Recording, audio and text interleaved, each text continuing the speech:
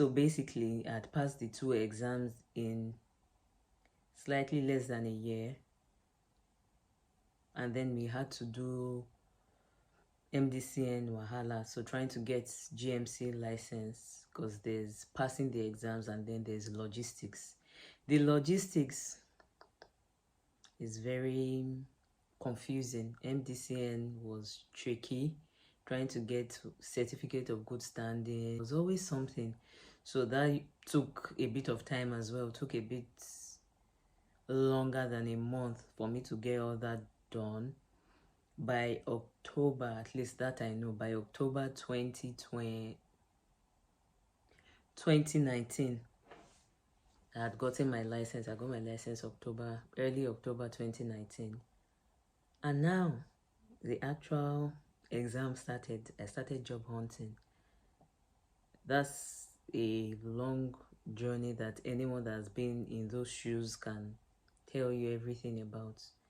It's not a joke. It's actually called Plab 3. Searching for a job. So I was searching from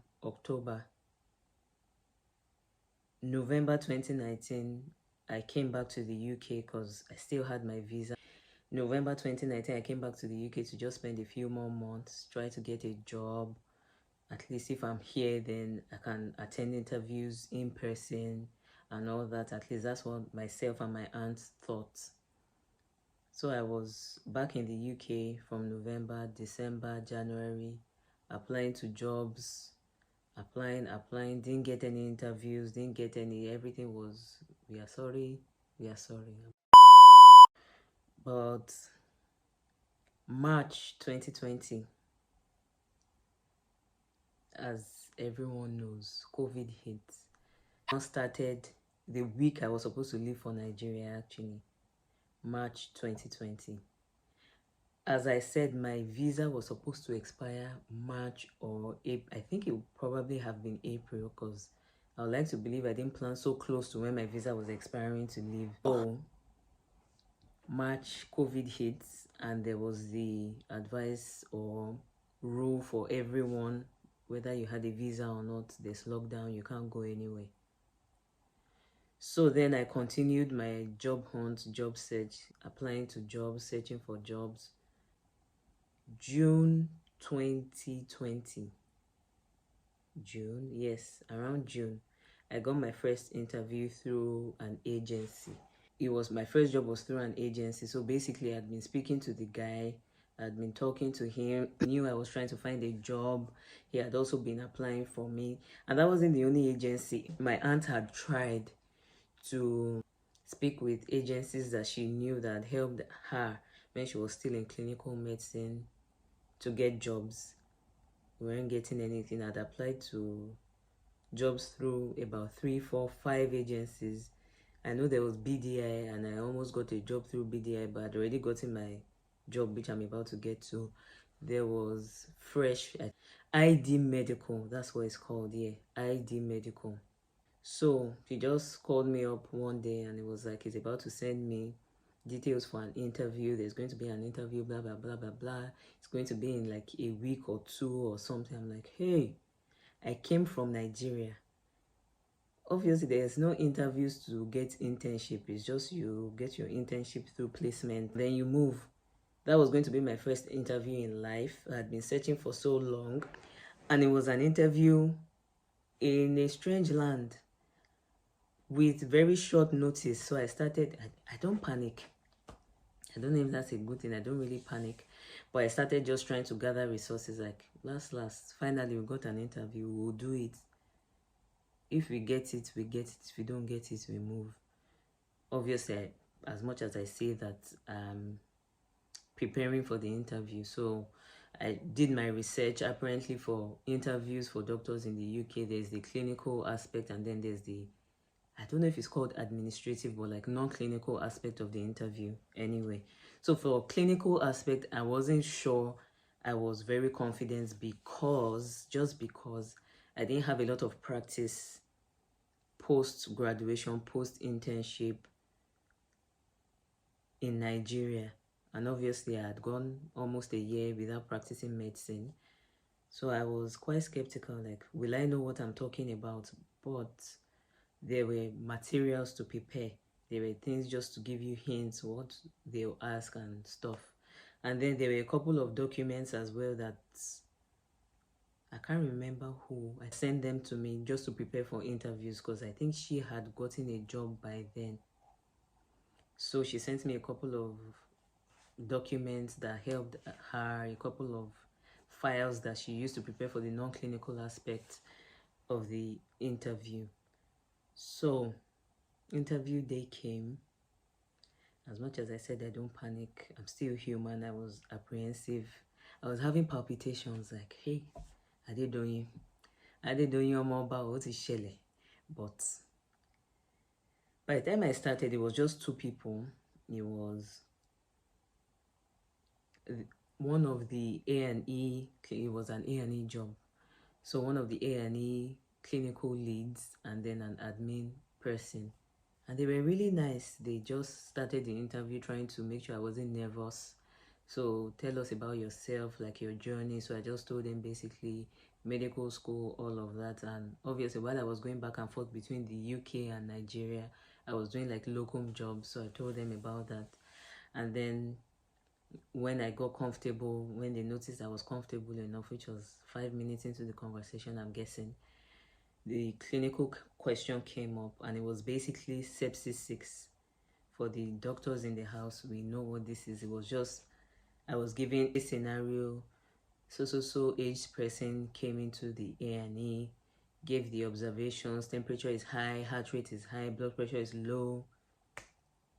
It was just basically identifying that that's sepsis. And then subsequent question was, how will you manage sepsis 6? So I just rolled it off my tongue because it was so basic. So I felt like we are just building up, we're just getting into the nitty-gritty of the interview. But that was it. That was the only clinical question I had, just identifying sepsis and treating it. Because immediately after that, I thought he was going to keep asking questions. He just said, oh, you did very well, I'm so impressed, blah, blah, blah. And then the lady next to him started asking, and she was asking about the non-clinical aspect. And I'm like, that's all you have to ask me? Maybe I look like I don't know anything, but more dear, ask me something. All the things I've been preparing, sleepless nights, this is all you have to ask. Because obviously the rest of the questions were, not that they were easy, but I just wanted to show that I knew something. Anything, just ask me anything else. But yeah, that was it. The non-clinical questions were, I can't really remember what they were. It was just questions that were already in what I used to prepare, to be fair. At least most of them I can't think of. Although that's a few years ago now, I can't really remember clearly. But I don't think there were any questions that threw me off guard. So it was a very okay interview. And then the agent just told me, oh, they said the interview was very good, blah, blah, blah. He was going to get back to me. Fine. So then I was waiting. It was during the week, obviously. So I waited, like at some point, I need to get feedback. And before the end of the day, he told me I passed the interview. I passed the interview. And obviously I was happy, I was excited. So what's the next step? He was like, oh, they are taking time because they are ranking all of us that had the interviews, because there were about 6 or 7 of us, I can't remember, I think 7. And they were ranking us because they don't have jobs for all 7 apparently. So I'm like, okay, I passed the interview, but there's still a chance that I don't get the job. How? Why? But yeah, about a week, less than 2 weeks later, he got back to me, said I ranked 3rd on the interview and I was going to get a job. So yeah, I began preparing, because obviously I was staying with my aunt in Cambridge, but the job was in Boston. So I had to start preparing everything I needed, all the paperwork. Oh, there's forms to fill. I filled forms. At some point, I gave my cousins forms. I'm like, you know my name. Even if it's just my name and my surname, you just write for me. Just fill forms for me. So it was just paperwork, filling the forms. And then at some point, my uncle also came visiting to take me to the hospital just to see what it looked like. Visited, so I'm not literally going to the town for the first time when I'm starting work. So I visited it. It was like, what was I going to say? Like, it's nice. This is me coming from away in Nigeria. I'm not expecting to be living London lifestyle. I don't want to live London lifestyle. So it was a really nice, very quaint little town, Boston. And that was my first job. Did that for a year as an A&E SHO CT1. For a year, sometime within that year, I started thinking, what's long-term plan? I enjoyed working in A&E. I really did. A&E job was, I think it was just the appropriate amount of supervision thing for me. So basically, as an A&E doctor, junior doctor, you see a patient, you clerk the patient, which is what you should be able to do as at medical student level anyway. You clerk the patient, you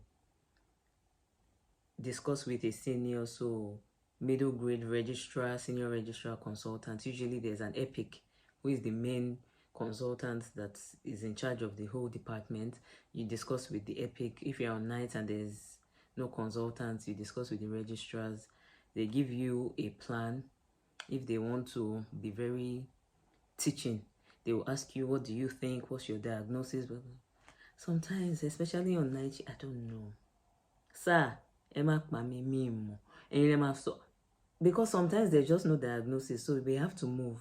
So it was basically relatively easier than I thought. I didn't want any, as much as I'm saying this, it was difficult to get a job. I wanted A&E because I had heard about working all these actual ward jobs. I applied to everything, but I really wanted A&E because I hate the idea of holding a bleep and someone is bleeping me and it's making noise. I'm not deaf, I can hear.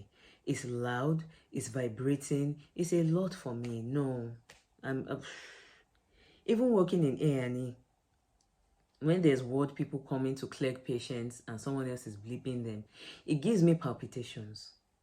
And that's me knowing that it's not me being bleeped. So imagine if I were in their shoes. I don't want to do it. So I'm glad I got the A&E job. At first I was scared because I'm like, in my head, A&E is very, everything is just being done. It's like, when you do ALS course and everything is just, I love it. I'm saying this now. I'm currently rotating through A&E, my GP training. I'm loving it. It's stressful. It has its own cons, but I'll take that any day, all day, any day, over holding a bleep. Holding a bleep is one of the worst things you can do to me. If you know me, you know that even my phone, if you call me, I can't hear it because the volume is turned down really low. Don't shout at me. Have you met me? I'm a very chill girl. Don't make noise. Don't rush me. Yeah. So I enjoyed my 1 year of A&E, and then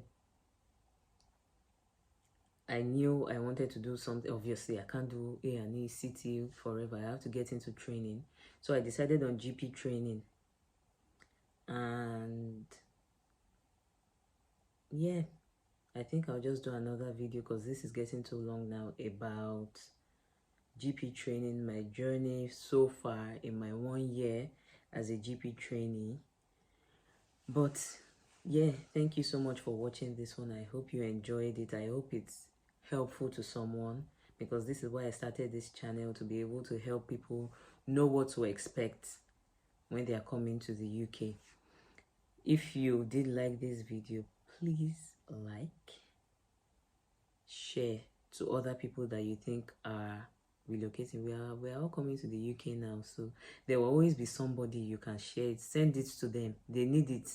You think they know what they are doing? They need this video, so that you can ask questions in the comment section. Ask me. I will gladly and happily answer the questions. And please turn on the notification bell. I don't know where it is, I can't point. But turn on the notification bell so when I post another video, you are aware. And thank you for watching. Take care.